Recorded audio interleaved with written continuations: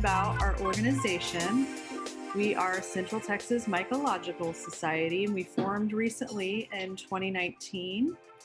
And our mission is to strengthen the conservation, research, and study of mushrooms and other fungi in Central Texas. And currently, we are doing 2 monthly educational events. And you can follow us on our social media. We also have a website calendar that lists all of our events. We just started doing some small 10-person only events, forays and such, since it's fall and we're starting to see a little bit of mushrooms pop up in Central Texas. So if you want to learn more about those sort of things, you can find out on our website. And so I'm here today with Jeremy, and we're going to talk a little bit about, give you a little bit of background about ourselves. So my name is Angel Schatz, and I live in Austin. And my background was working in art, design, digital design, and animation. And more recently, I've become more involved in focusing on food systems and things like foraging, urban gardening, and doing more like analog style like art workshops. And so I grew up in Missouri, and morels were really big there, and my interest in mushrooms started at a very young age. I would go out with my grandparents, my family every year looking for morels, and I really didn't even think about fungi in Texas until maybe like 6 years ago, when I learned that morels also grew here. And I'm happy to say that this year, you see my Melfies here on this page. I found my first morel in Texas. It was super exciting. And I'm usually like super busy during South by Southwest, and they come up during that festival. And so having the time, since everything was canceled, I just went outside, spent a lot of time outdoors, and found some morels. So, yeah.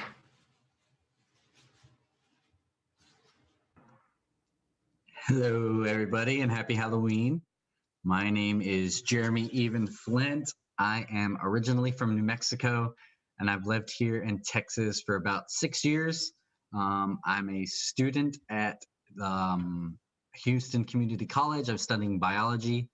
My interest in mushrooms began about the same time that I moved here in Texas. I enjoy photography, and I started to see more and more mushrooms on my hikes with my family, and I wanted to know what I was taking pictures of. So I dove really deep into identification and classification of fungi. And once I started to learn more about them and really learn about the amazing ecological roles that they play on our planet, I couldn't get enough of them. And so I've really been obsessed with them ever since. Some of the pictures here are, that first one is a Gymnopilus species. The common name is the big laughing Gym. The second picture there is of a lion's mane mushroom that I found just north of Houston a few years back. And then the third one, since it's Halloween, it's another one of my costumes, and that's at the Sherwood Forest Fair. It was really cool when we went. They had all of these like tree stumps and stuff painted like mushrooms, so I felt right at home. Very cool. All right, so at the end of this presentation, we'll have a pop quiz to test your knowledge that you learned in the presentation. So make sure that you're keeping track of all the mushrooms that we're sharing today. And we have some really wonderful prizes from local mushroom-related companies. So here you see one of the prizes we'll be giving away, which is a Grow Your Own Pink Oyster Kit from Hi-Fi Myco. And Hi-Fi is the first urban mushroom farm in Austin, and they sell all types of mushrooms at local farmers markets. And you can also find their mushrooms on a lot of menus at local restaurants. And the second prize up for grabs, will be given away too, is Cordyceps militaris tincture from Mushroom Revival, which is a company, medicinal mushroom company, that recently relocated to Austin. And so cordyceps, if you don't know about them, they are used to support energy, lung health, immune health, adrenal health, and so much more. And Cordyceps militaris is one of our favorite spooky fungi because it's popularly known as the zombie fungus. And this species of cordyceps parasitizes moth larvae in the wild, and it actually controls the movement of the insects to best disperse the spores. And so, Mushroom Revival is the largest and only certified organic Cordyceps militaris mushroom grower in the West. And so they actually don't use the moth larva, they grow it on rice based substrate. And so at the end, I'll talk a little bit more about this, but Alex Dorr, the founder of the company, he's going to be our guest speaker for an online event that we're hosting Thursday, November the 19th. So you can find out more about that on our website as well. So with that, we're going to jump right into things. So we'll start off with a little background about the fungi kingdom, or queendom is what I like to call it. So the fungi kingdom is everywhere. You can't avoid it. When mushrooms fruit, they release spores, which for a long time created mystery because spores were hard to see with the naked eye. And so people thought they were very magical because they didn't have seeds. People even associated them with like the gods and, the sort of manna from heaven in a way. So every breath contains between 1 and 10 detectable spores. And a recent study that came out this year, which sampled air in Oklahoma, found nanoparticles of spores. And it's now believed that there are 2 to 3 times more spores in the air than we thought. So we're constantly breathing spores in, and they hold this intense amount of genetic information. So we are very much a part of the fungi queendom. It's unavoidable. Spooky. Fungi lives under the feet as you walk. And if you've ever noticed a kind of spider web like strands in the soil, this is called mycelium. And it's responsible for creating mushrooms. And mycelium is so tiny that 1 cubic inch of soil contains enough mycelium to stretch for 8 miles. It's considered the vegetative part of the fungus, consisting of a network of fine white filaments called hyphae. And these spider web like strands of mycelium are needed to help keep the fungi organism alive. And the more it touches, the more it consumes and decomposes and eventually recreates itself. So fungi is a large part of the reason we have soil and a huge part of the reason all living things have surfaces to walk on. So mycelium forms this magical communication network, sometimes called popularly the Wood Wide Web or the Earth's Internet. This web underneath our feet connects vast systems of roots from plants and trees all over the planet, like an underground internet, distributing nutrients and water through a tube-like network. So 90% or more plants form a mycorrhizal relationship with fungi, and it's needed for their survival. And through the tubes of mycelium, information about the environment, such as changes in soil moisture, water purity, and even pollution, are communicated to the ecosystems. So plants, insects, microbes, the entire soil web uses this information for their survival and coexistence. And so if you've seen the movie Fantastic Fungi, which came out recently, you can stream it online. It really gets into this detail. And this photo here is a simulation of the mycelium that's underneath the ground that we walk on. And mycelium can live everywhere, in the desert, volcanic lava flows, and even in the ocean. Fossilized mycelium in lava flows has also been found to be 2.4 billion years old. And this would make the fungi queendom the earliest known complex multicellular life, one of the first living networks. And fungi is highly evolved, opportunistic, and waiting for the perfect conditions to create a mushroom. Mycelium may form fruiting bodies, which are what we know as mushrooms. When conditions are ideal, mycelium near the top of the soil rapidly inflates with water, which they must absorb from their surroundings. And it's the reason why we see a lot of mushrooms popping up after the rain. And so these mushrooms, which are the fruit bodies and the reproductive organs that produce the spores that allow the infinite cycle to continue. So 20 million years ago, long before humans were alive, a giant fungi called Prototaxites, the size of trees, feasted on the dead, growing slowly into the largest living thing on land. It ultimately made life on land possible. The fungi kingdom does not need humans to survive. So it's important that we take care of our environment and try to learn as much as we can about the queendom. And so here you can see a fossil that was found, I believe, in the 90s of Prototaxites. So even today, the largest organism on this planet is from the fungi queendom. In 1998, a team from the US Forest Service set out to investigate the cause of a large tree die off in eastern Oregon, and several species of fungi that belong to the Armillaria genus, which is commonly known as the honey fungus. They colonize and kill a variety of trees and woody plants. And if you have been out taking hikes in Austin more recently, they've been popping up everywhere. So definitely keep an eye out for them, because I know people are still observing them. So because these spores are floating everywhere, fungus makes itself home and it reproduces on many living things, trees, insects, like the cordyceps prize that we're giving away, plants, and even humans. Some fungi make their way into trees and eat them alive. So the scientific name for this type of common fungi is called saprotrophic, meaning that it's parasitic and it is consuming dead and decaying matter. And if you've ever seen a hollow tree, it is likely due to a fungus parasitizing the tree. So here you see a mushroom called chicken of the woods, and it's eating the heartwood of the escarpment Texas live oak. And many times it's not the fungus that's at fault. Like a lot of times, human disruption, clear cutting of trees, trimming limbs to make way for roads and buildings, opens up the heartwood of the tree for the spores that are already floating everywhere to jump in and have dinner. And so, on the plus side, this particular mushroom happens to be a really choice edible, which contains fat, fiber, and it tastes just like chicken.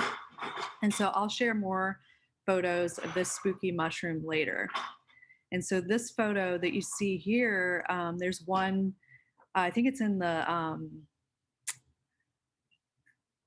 Garza Park, and the one on the right was a one that was found at the Zilker Botanical Garden.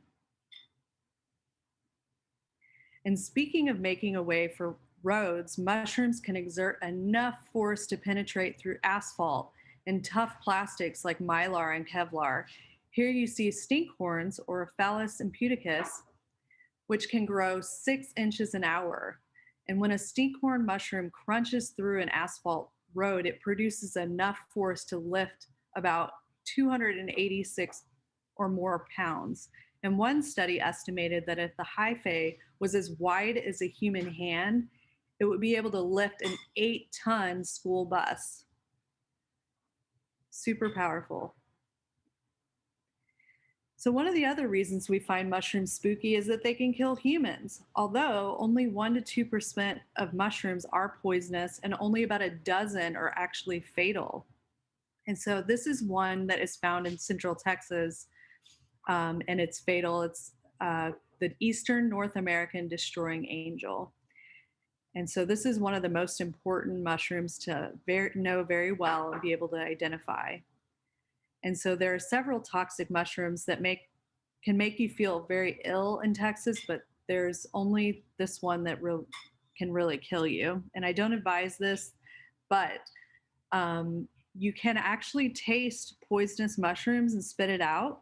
As long as you don't digest the mushroom, you'll be fine. But this is what some mycologists actually do to help identify mushrooms.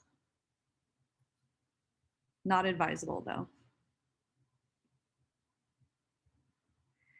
So mushrooms can also grow in circles called fairy rings, which created a lot of superstition before science could explain this phenomenon. Some cultures thought they would be swallowed into the afterlife if they stepped into a fairy ring. So the mycelium in the ground absorbs nutrients by secretion of enzymes. And the mycelium will move outward from the center. And when the nutrients in the center are exhausted, the center dies, thereby forming a living ring, sometimes thousands of feet across, shows which grows a bunch of mushrooms in a circle.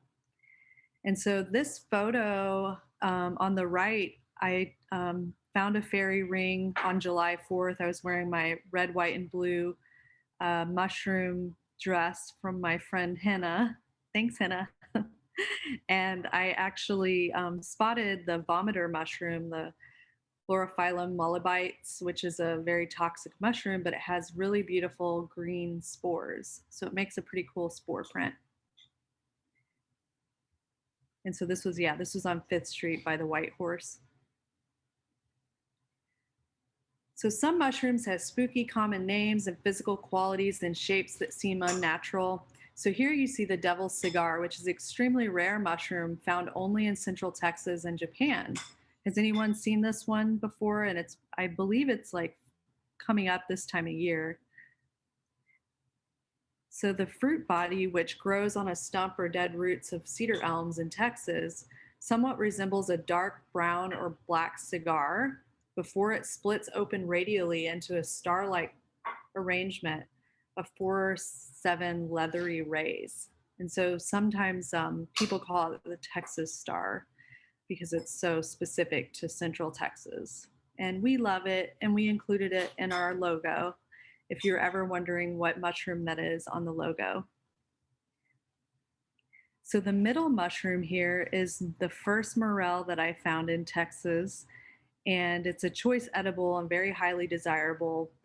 Um, and I think they sell for something up to like $75 a pound. I've seen it at like Central Market, and it has like a very meaty flavor, and the labyrinth-like grooves and the hollow texture makes it very sensory and fun to cook with, but very beautiful and spooky at the same time. And so even common edibles like this chanterelle that I found this year has very weird morphologies at times. So this one on the right here was found in the Austin Nature Center, and it has a very kind of ramen almost like texture. So very spooky and beautiful.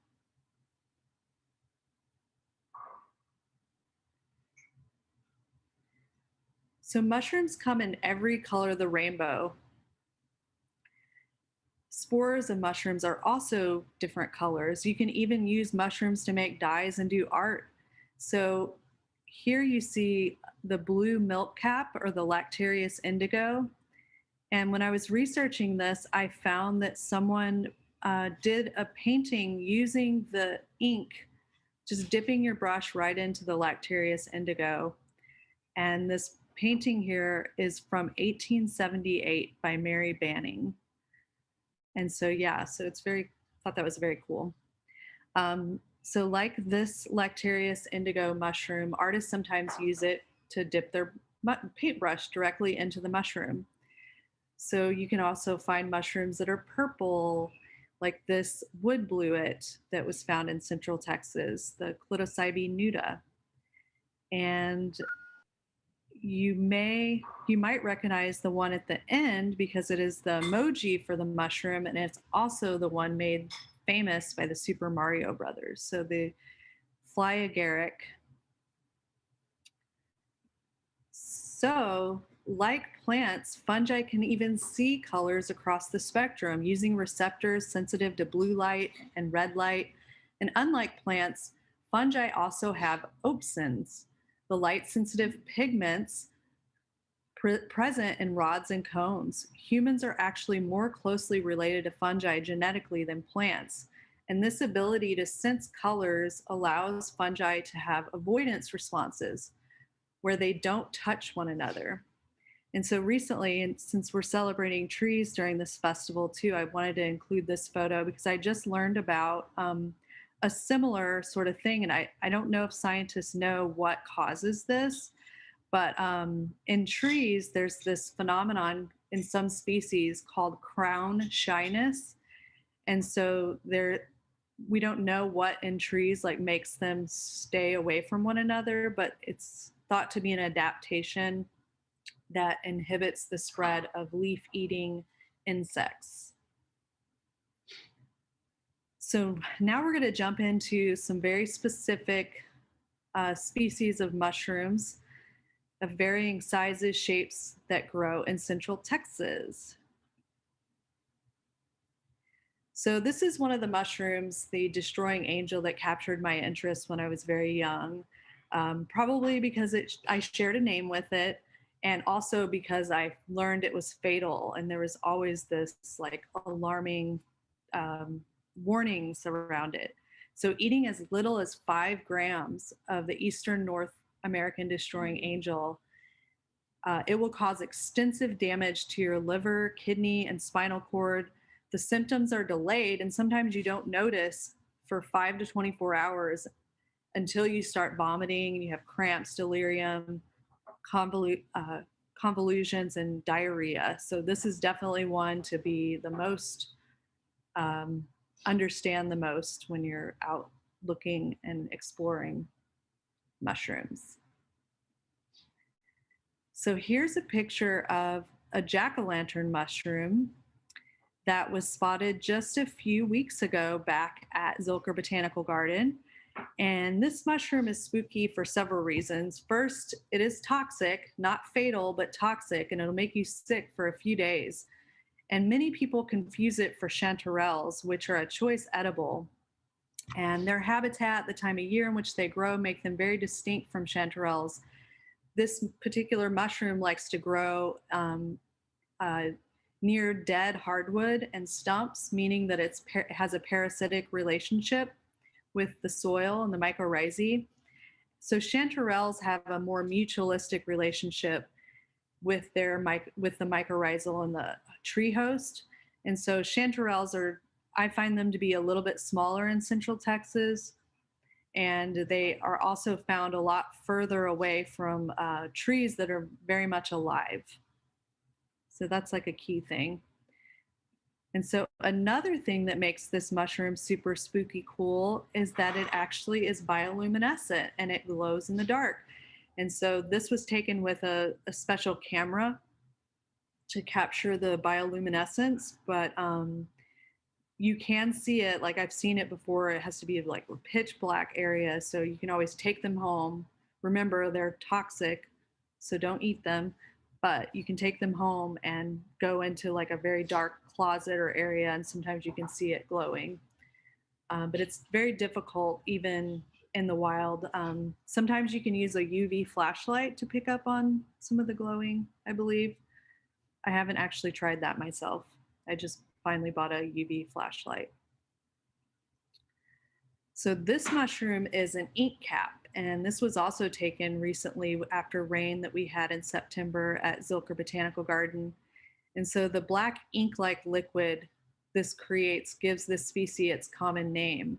So the fruiting body grow at night after rain and will self-decompose after spore dispersal, and they quickly dry up in the morning sunlight and eventually collapse underneath the weight of their caps. And so, despite being able to decompose so quickly, this mushroom can also burst through seemingly impermeable surfaces like asphalt and concrete. So, you see another species of this mushroom busting through asphalt. And another cool thing about this mushroom is that you can make art from the ink. So this is a painting of a shaggy mane ink cap by the artist Lou Bliss. So witch's cap it's also called a wax cap. The Latin name is Hygrocybe conica. And it's found all over North America, scattered on the ground near hardwoods. It gets its common name from its witch hat shape, and they surface after the rain. And within this particular genus, you can find all types of brightly colored mushrooms of different tints and shades in Central Texas. And then in other parts of the world, you can find them in these cool blues and purples and greens. It's a very fun species. So this jelly fungus called witch's butter or Tremella mesenterica has a translucent body and slimy texture that makes it super spooky. It's another edible. A lot of people don't use it too much, but I like to, when I find it, I like to put it in my ramens. It adds a nice like umami flavor. So the texture and ear shape of this next mushroom, the wood ear, makes it super spooky. And it's easy to identify and it's very plentiful just a few days after a rain. It's another very choice edible. It's very tasty in soups, curries, ramens.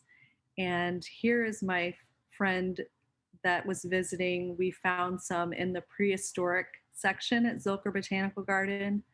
And of course, I made her take a photo with them behind her ears, which is just a classic Melfi move with this particular mushroom.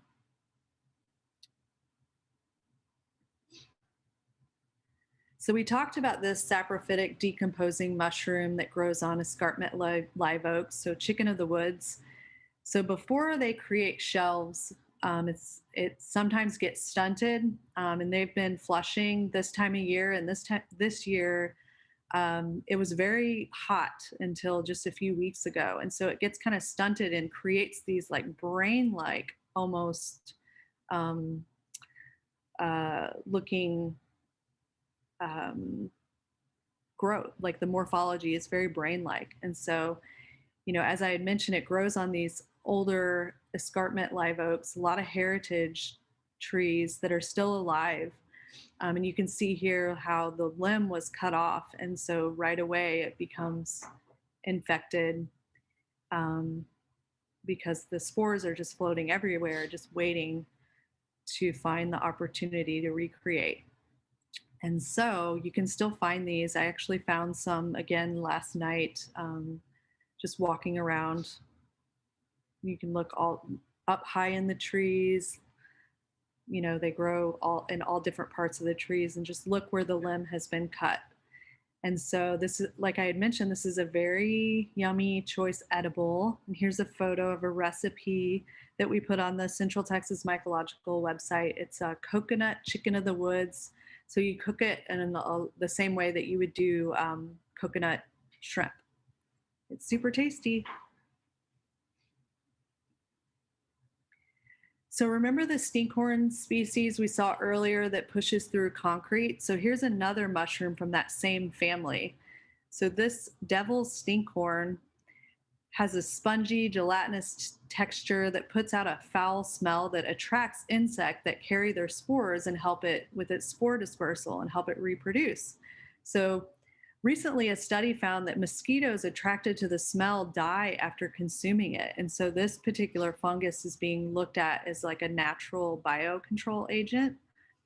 And so they love to grow in mulch. And of course, they flush right after a rain in the spring and fall. And it's also and medicinal and edible. And in parts of India, it is used to treat labor pain. And so the fungus is prepared by grinding and mixing it with sugar cake. And 1 teaspoon is taken 3 times daily. And so in some other parts of the world, in Aboriginal Australia, this mushroom is considered an aphrodisiac. So within the same family, we see here the column stinkhorn. So it also grows in mulch and pops up after the rain. It forms these sort of subterranean like eggs. So if you see something out that looks very egg-like and it's kind of hard and like lumpy, it's what some people call a witch's egg, which is also something that is edible and considered a delicacy in some parts of the world. And so as the fungus develops, the receptacle or it expands and out of its vulva, and develops these mature structures characterized by 2 or 3 long vertical orange and red spongy columns joined together at the apex. And so, yes, like I mentioned, this is despite its foul smell and it's consumed in many parts of the world. So here's a mushroom that's not found in Central Texas, but it's one that I observed when I was visiting a more tropical area in Mexico in Veracruz. And so it just feels so otherworldly. And I actually was able to get a photo with the fly on the actual mushroom, which was very exciting to see.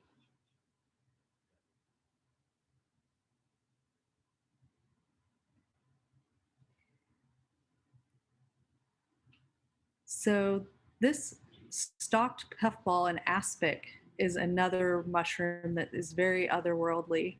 And while I haven't yet seen this in Central Texas, I have seen it in Eastern Texas near Houston area, like Sam Houston National Forest, those sort of places. And so the fruit body has been compared to amphibian eggs and has these small, like red tomato like jelly that kind of comes out, and these like bright red globus head atop has a net like stipe, and it's covered with a thick gelatinous layer. And so, although eaten or used in folk medicine in some areas, it's typically considered inedible. I'm not sure I'm brave enough to try it, but I might be talked into it. So the dead man's fingers, or Xylaria polymorpha, looks a lot like pale ash toes creeping out of the ground on the log that is decomposing. And it can sometimes look like burnt wood, but many times it looks super spooky, as the name suggests. And so this photo here was taken by Reagan Daniels in North Carolina this past June. And when he uploaded it online to this group, it immediately went viral. And he actually thought it was like someone's really clever Halloween decoration. All right, so now we're going to jump. Jeremy is going to show us some of his favorite spooky mushrooms. Yeah, thank you. So next up is another Xylaria species. This is the cone flickers. This is one of my favorite species to find. I always get super excited when I find it. Its chosen food source is the fallen cones of magnolia trees. And magnolia are an ancient genus of trees that date back before bees evolved, which would make this an extremely ancient fungal tree relationship. Then we have one. This is the peach-colored fly agaric. I've not found this in Central Texas, but I've found it in East Texas over in Big Thicket. It is kind of spooky because it is toxic, can make you pretty sick. You can eat it if you prepare it properly. Um, those techniques can be found online, I think. I've never prepared it myself. I don't know if I ever will. There is it is a variety of Amanita muscaria, like Angel said earlier, which is the emoji mushroom, the mushroom from Super Mario Brothers. There is a theory that this mushroom might be the origins of Santa Claus, but that's a story for another holiday.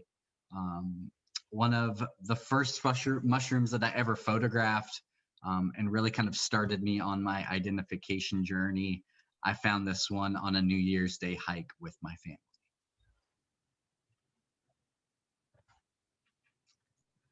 So this is the American Caesar mushrooms. It's one of the many unnamed and undescribed Caesar mushrooms that can be found here in Texas. I think it's pretty spooky that we don't know all of the mushrooms that are out there. I think out of the estimated 6 million fungal species on Earth, only about 75,000 of those, or about 1.5%, are classified. less than 100 species have been integrated into the activities of humans, and only about 24 of mushroom species are actually cultivated for food. So we don't know a lot about mushrooms or fungi, and I think that's pretty spooky, but also very interesting. The species of Amanita are fairly narrowly defined, and we have little or information about the edibility of most species because the possibility of poisoning combined with the difficulty of identifying the species correctly. You should be very careful about eating any Amanita species. Amanita is definitely not recommended for mycological beginners. Every year, many people are poisoned thinking that they're eating an edible species when in fact they're eating a deadly Amanita. I always find this one covered in bugs. You can kind of see there on the left-hand side. I always find them just covered in these bugs. So I think if a food is good for humans, probably the wildlife insects are going to be going after it also.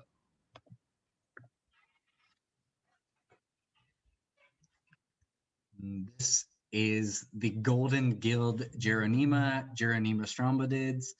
It is a saprobic species. Saprobic means it just consumes leaf litter. It eats different things. It can be found on dead woods of oaks and other hardwoods. And this one really reminds me of the spook light, which according to legend, the spook light was first seen by Native Americans. But the first official report of it occurs in 1881 in a publication called the Ozark Spook Light. It's a ball of fire described as varying from size of a baseball to a basketball. It dances around and spins down the center of a road at high speeds, rising and hovering above treetops before it retreats and disappears. Others have said that it sways from side to side like a lantern being carried by some invisible force. In any event, the orange fireball has been reported nightly for almost over 100 years. According to locals, this is kind of occurs on the borders of Missouri and Oklahoma near Joplin. That's where I've kind of hunted for this before. The best time to see this is between the hours of 10 and midnight, and it does tend to stay away from large groups. Though many paranormal and scientific investigations have been sent out to study the light, including the Army Corps of Engineers, no one has been able to provide a conclusive answer as to what this light is.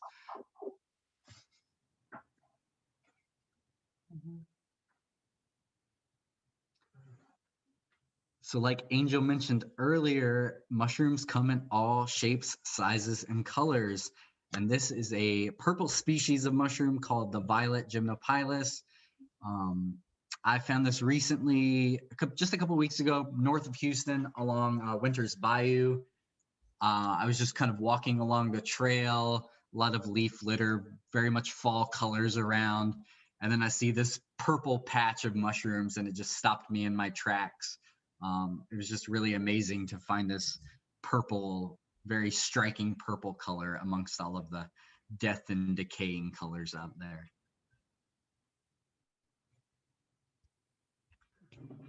So this is another one, and it is the lion's mane, Hericium irenicus. It reminds me of the flying spaghetti monster, and I think that's pretty spooky. Irenicus means pertaining to the hedgehog, which references the long spines. The branches arise from a thick stalk-like base that repeatedly fork and then give rise to clusters of the spines. And as spooky and deadly as mushrooms can be, they can also have health benefits. This one is believed to stimulate nerve growth. It also may improve mild cognitive impairment. A Japanese study published in 2009 found that test scores of study participants who took lion's mane in a tablet form improved as over the course of 16 weeks that took the pills but declined afterwards. The researchers concluded that lion's mane mushrooms are effective in improving mild cognitive impairment. That's pretty cool.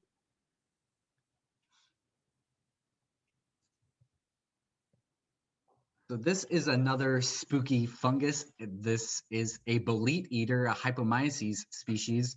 So the hypomyces, that the mushroom that we're seeing isn't actually the fungus. The fungus is actually eating this other mushroom, and it parasitizes other mushrooms, covering them in powders, pimply crusts, and so on. Often the parasitic fungus transforms the host mushroom so that it's impossible to tell what the original mushroom was.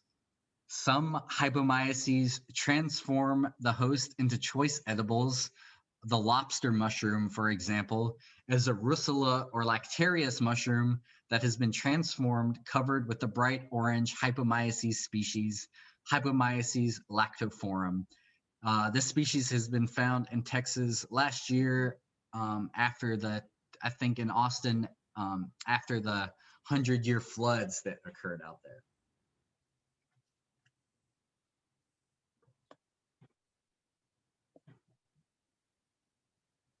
This is the orange pinwheel mushroom, or Marasmius cycas.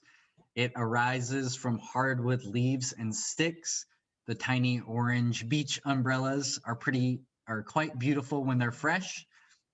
The orange pleated cap, the wiry stem, and the very distant gills make this Marasmius pretty easy to recognize. I always find them in pretty big clusters. This one is actually one that I found that if you can look, the white spot on top is actually another fungus or a mold species that's eating this mushroom.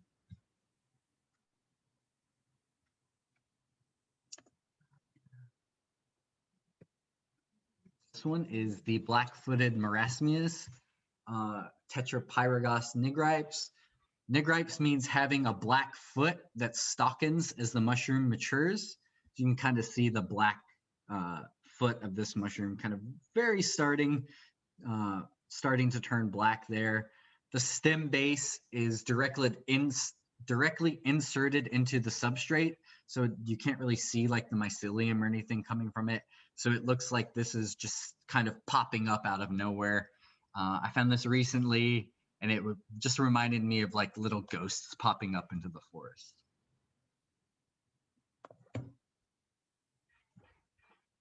Okay, so we're going to end on a couple of very cool, some of my favorite spooky mushrooms, which is the cordyceps genus, which is famous for sort of zombifying zombifying insects. And so here you um, see one of the cordyceps that has turned an ant. You see the cordyceps growing out of the ant's body, and so it creates a network of filaments that commandeers the insect's muscles, and then it compels the ant to climb a plant stem and clamp its jaw on the underside of the leaf. And once the ant is in a position, the fungus sends a long stalk through its head, culminating in a ball of spores that rain downward and hit the ant colony mates, and they go about their foraging trips. And so this is how the zombie fungus claims and takes out entire colonies of ants. And so this, I believe it was Planet Earth, or one of the popular nature programs showed a very cool segment on this particular fungus, and it's even infiltrated itself into popular culture. So if you're a gamer, this phenomenon of zombifying insects like was used in the game mechanics of The Last of Us. So here you see another cordyceps species that has burrowed into the body of a tarantula. Super spooky. So they start to grow and branch out throughout the spider, eventually killing it. And once the fungus has completely taken over, fruiting bodies burst through the exoskeleton and release spores to complete this life cycle. And so here's another very beautiful photo of another cordyceps. So this is one I observed in person in Veracruz, but I know that it grows in like East Texas and even like Louisiana, very swampy areas. And this is one that you can kind of see in this photo the claws or the like feet of the insect being consumed by the very powdery cordyceps tenuta bees. And this one, I believe, is actually medicinal as well.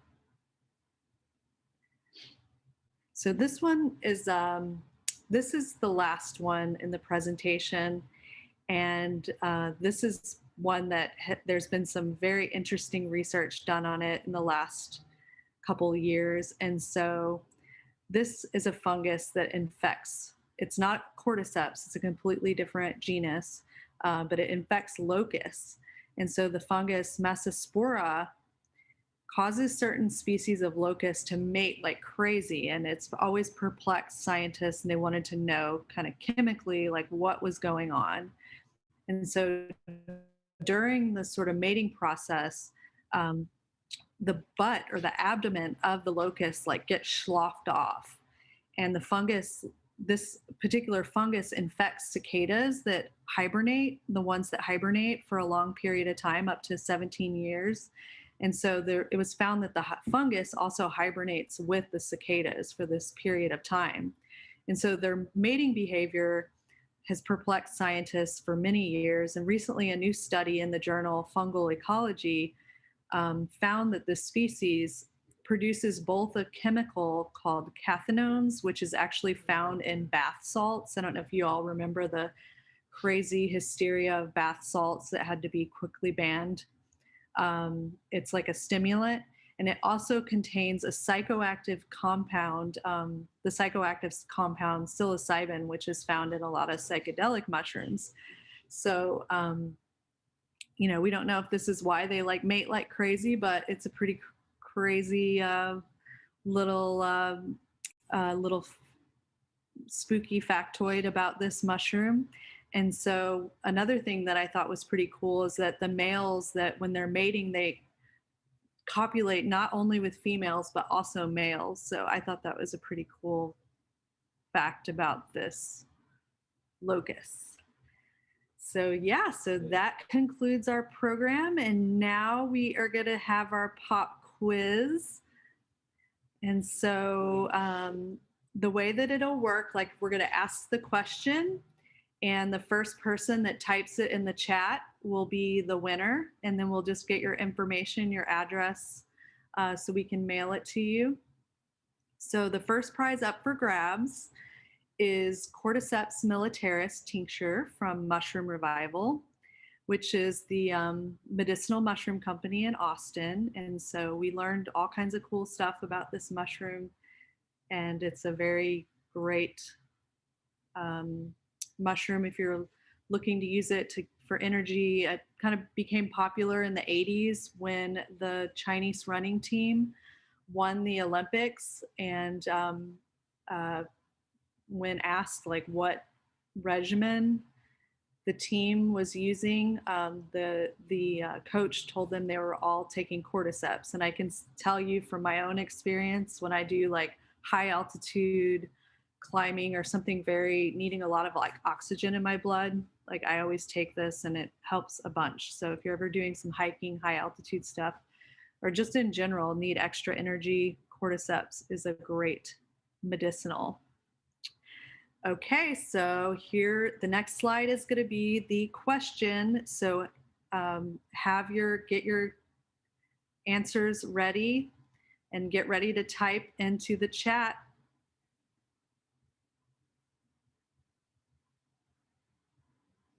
Oh, we have a winner, Chris Garza. Great job, Chris. You just got yourself some cordyceps. Yay, good guess, Chris. Woo! All right. That was so fast. have your keypad ready. Get your QWERTY ready. Okay, so for the next prize, we have the Grow Your Own Pink Oyster Kit from Hi-Fi Myco. So, what mushroom am I?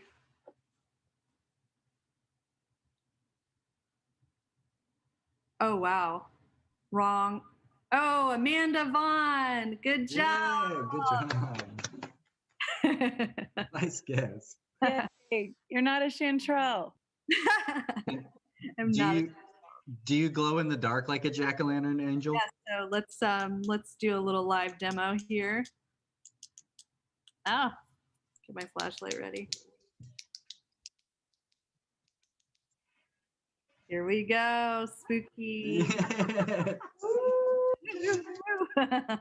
Love it. All right.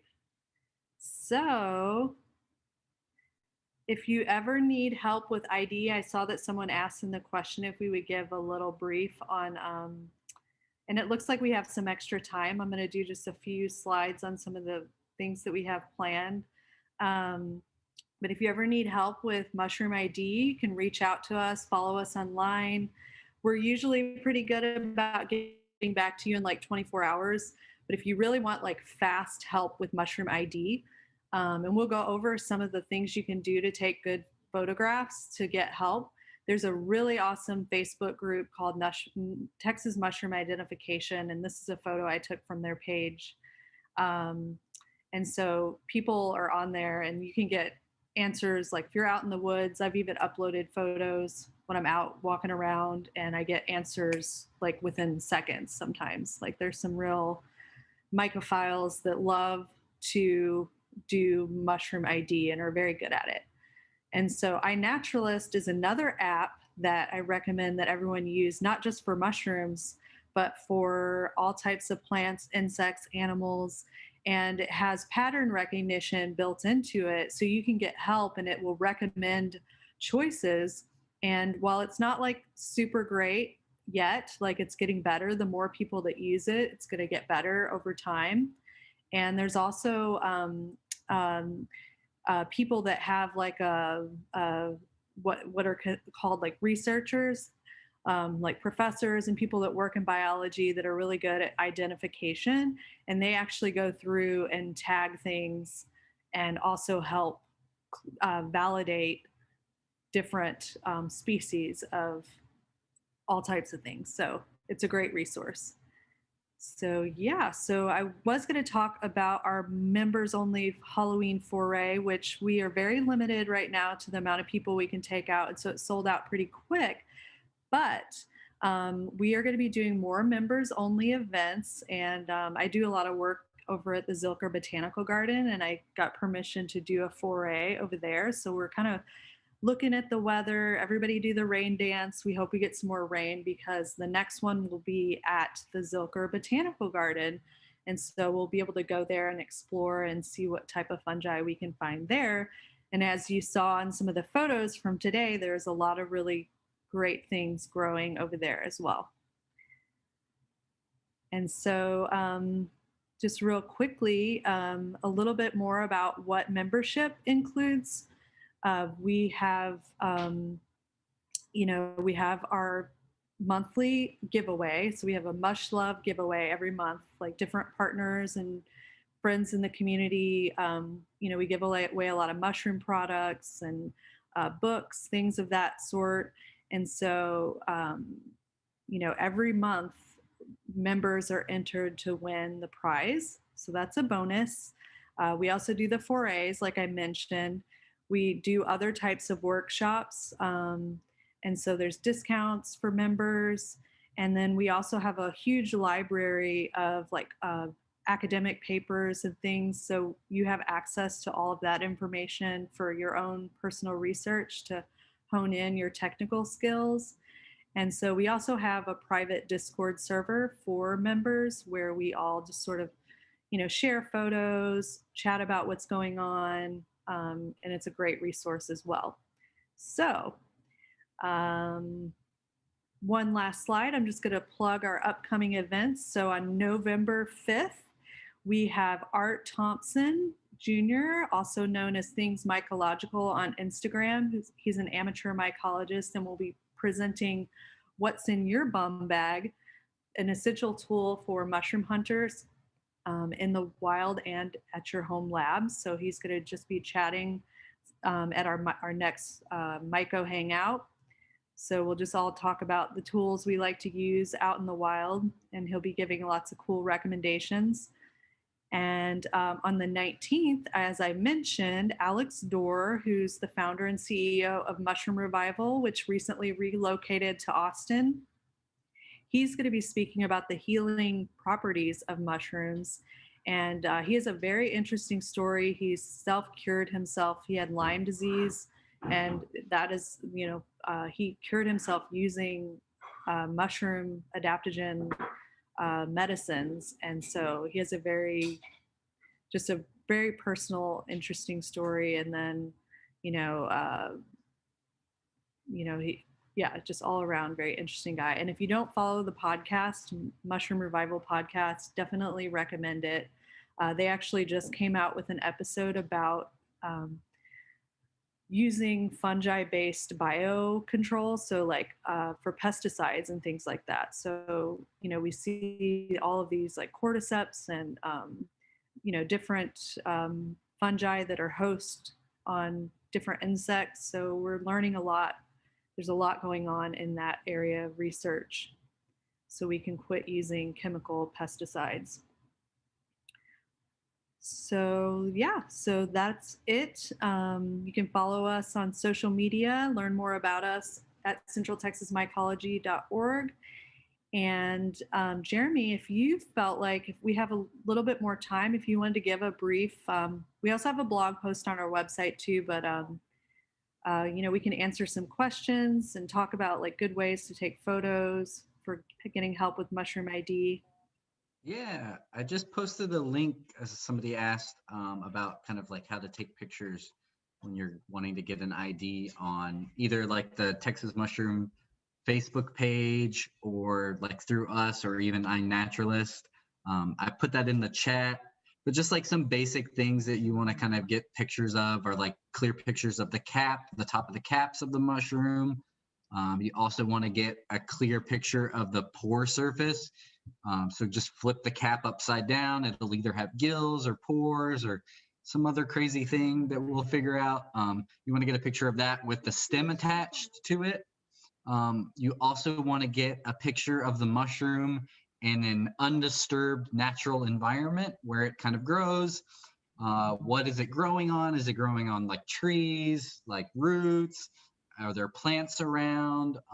If it's growing off of wood, maybe try to figure out what type of tree that is. That can definitely help in identification. You'd also want to take a picture of the cross section. So you want to just chop that mushroom in half. Get a picture of what it looks like in half.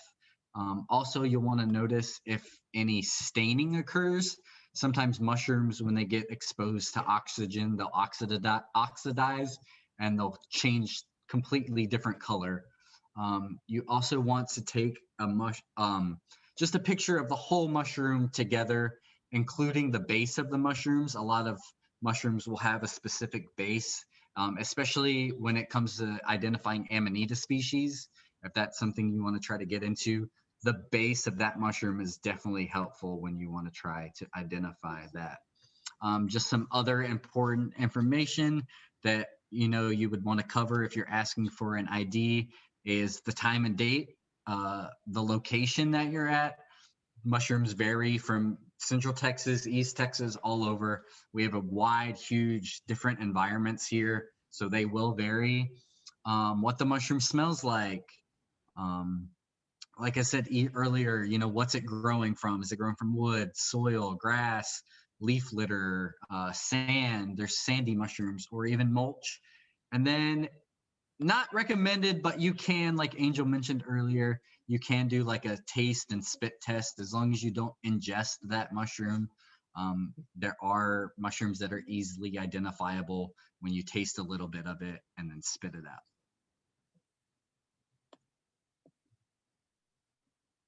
All right. Was everyone spooked out? Yes. By my costume alone. All right. Does anyone Can I else? ask a quick question? Yeah. Did you say those witches' toes or fingers, or what were they called? Ghost fingers? Those are called dead man's fingers. And Okay. Did you say that those grew in Texas? yes, yes. I actually found them. My first time seeing them was at McKinney Ruff's by the pecans. So there's all these there's a pecan grove that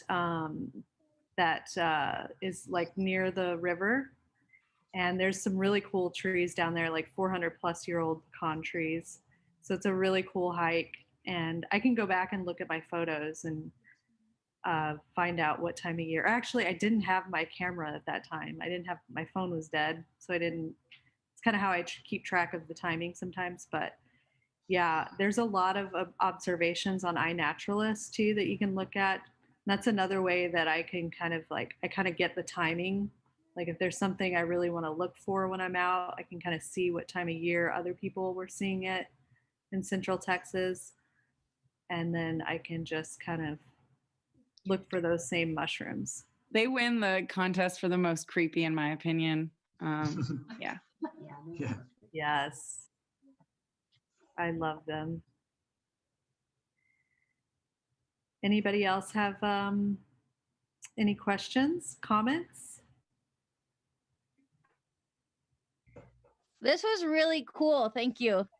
I think you two would do great on a Christmas one too, like Jeremy mentioned earlier. Yeah. I definitely want to talk about the Siberian and Black. I definitely want to talk about Black Jesus.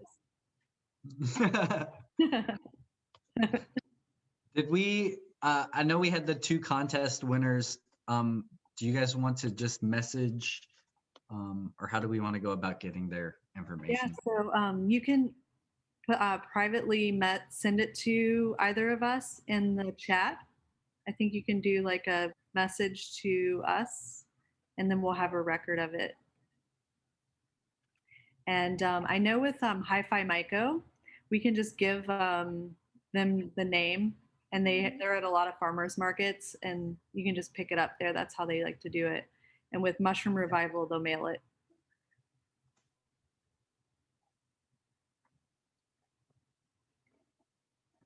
Yeah. All right. Awesome, Well, awesome. thank you everybody for coming and checking out our spooky fungi. And if there aren't any other questions, we'll sign off, and happy Halloween, everyone. I hope everyone has their costumes ready to hang Happy out. Blue Moon too. Oh, yes. Go enjoy some of that moon energy. Mm-hmm. Y'all have a good one. Bye. Happy All right. Halloween. Happy Happy Halloween. Halloween, everyone.